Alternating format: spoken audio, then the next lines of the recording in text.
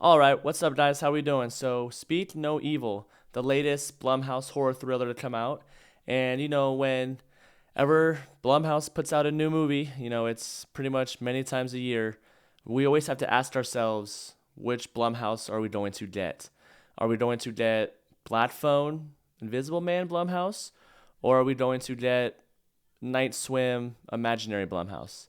And so from the trailers, especially with James McAvoy being in it, who's fantastic, this one seems pretty promising. So a family gets invited to spend a whole weekend in this remote, lonely countryside house, and as the weekend progresses, they soon start to realize that the family that invited them has something very dark laying inside of them. And this movie is written and directed by James Watkins, starring James McAvoy, Mackenzie Davis, and Scoot McNairy. Now let's start off with the positives for this movie. James McAvoy. I mean, this dude is insane. Every single movie this dude is in, every single thing he touches, he's going to always give you 110%, no matter what character role he has to play. He just nails it every single time. And this movie is no different. I mean, he without a doubt carries this movie from start to finish. We first get introduced to him when both the families are vacationing in Italy. It looked like I don't know what city it was in. It looked like just somewhere in Tuscany, somewhere in the hills. So at first, his character Patty, he seems like this super charming, charismatic family man who is always living life to the fullest. Nothing's gonna bring him down. And as the movie goes on, he slowly starts to reveal or unfold who he really is, and we get hints here and there, and that there's there's something really wrong with this dude. This dude is a fucking lunatic. We see it in the trailer too, when his son is dancing and he's getting way too upset at him for not being on tempo, on beat, and he like goes up to his legs and like starts putting it in beat, and he's just like, "What the fuck are you doing?" And he's like throwing shit at him too. I mean, this guy's a fucking lunatic. This guy is a horrible parent. There's other scenes too where he's like shoving his kid or like he's just awful. He's terrible. But James McAvoy does such a good job at slowly progressing into that mentally disturbed lunatic that he really is. Even when the family finds out who he really is and what's going on there, and he knows that they found out, he's still holding it back because he doesn't fully need to go, 100% right now. He toys with them for a while. He's like fucking with them, but it's that crazy psychopath look, smile, his eyes. Everything's in his eyes, and he's just toying with them, and it's absolutely fucking terrifying. I also really like the two kids in this movie, Ant and Agnes. I think they both do a fantastic job. They're both great actors. Specifically Ant, because from the trailer, he's missing part of his tongue, so he doesn't really talk because of that. He actually has no dialogue at all.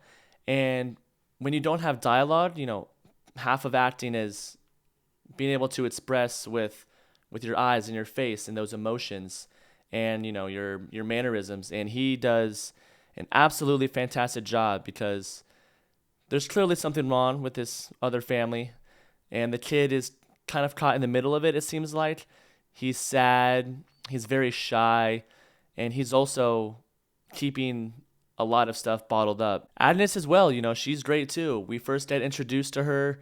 She has like this breathing anxiety problem. I don't know if she gets like panic attacks or whatever, but she has this stuffed animal toy that she always needs to have with her.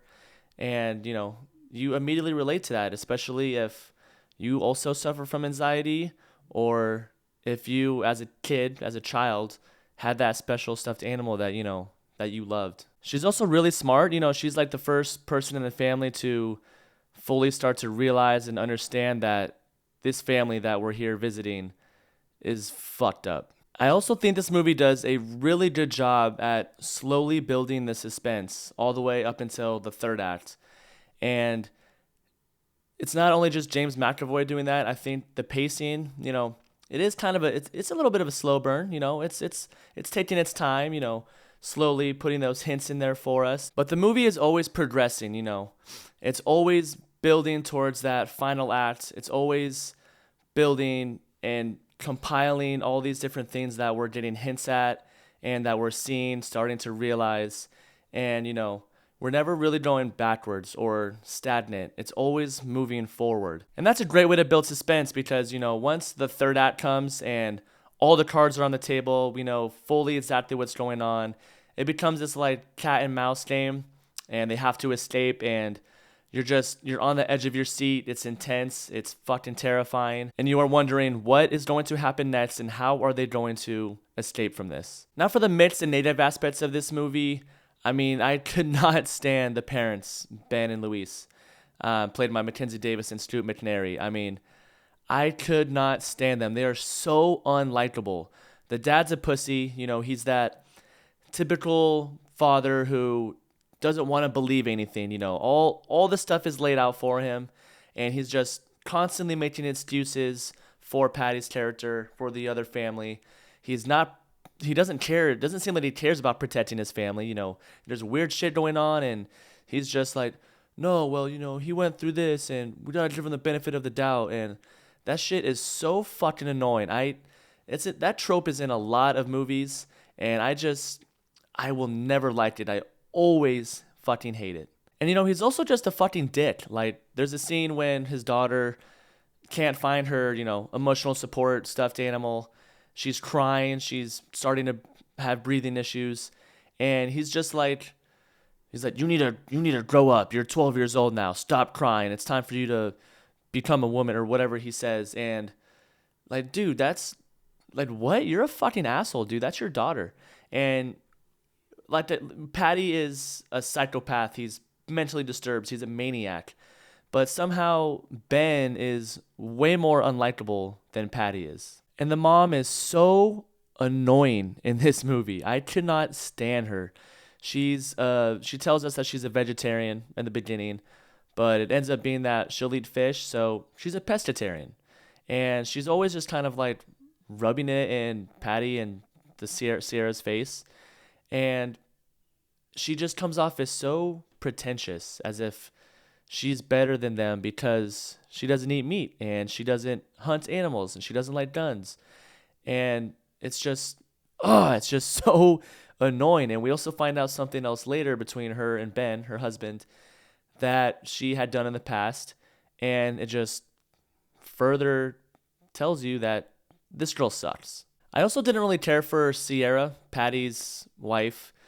She's kind of just there. She's a little weird. She does some weird kooky stuff, but she doesn't do anything great, anything bad. She's just, like I said, she's just kind of there. I don't know if they were trying to make her, the same kind of vibe that Patty had, the unnerving, sinister aspects to his character. I feel like they were kind of trying to do that with Sierra, but it just doesn't fully come through. If they were, it's just kind of, we don't really get to know much about her character. She's pretty bland. And this one is not really negative. It's just a mixed aspect, just almost kind of like a nitpick. This movie is an hour 50. It is a slow burn. It's slowly building towards the last act, towards that suspense. And I do think that the pacing is pretty decent, but you really kind of start to feel that drag at the end. And I feel like if they would have you could have easily cut out 10 minutes of this movie and just tightened it up just a little bit. So yeah, overall, guys, I enjoyed this movie. I thought it was good. I thought it was decent. James McAvoy absolutely steals the show. Every single scene he's in, he does a great job at blending, being the charismatic, charming person we see in the beginning to the sinister, maniacal person we see at the end. And everything in between, he just is fantastic. Speak No Evil definitely delivers on the suspense and the thrills aspects of this movie. The final act is also great, but this movie just has such unlikable characters, specifically the two main parents. And I also feel like this movie could have had just a little bit of a shorter runtime. But yeah, with that being said, I'm gonna give this movie a 7 out of 10. You can probably wait to stream this. It's probably gonna be on Peacock because it's Universal, I would assume. But yeah, those are my thoughts, guys. I appreciate you watching. My name is Zach, and I'll see you on the next one.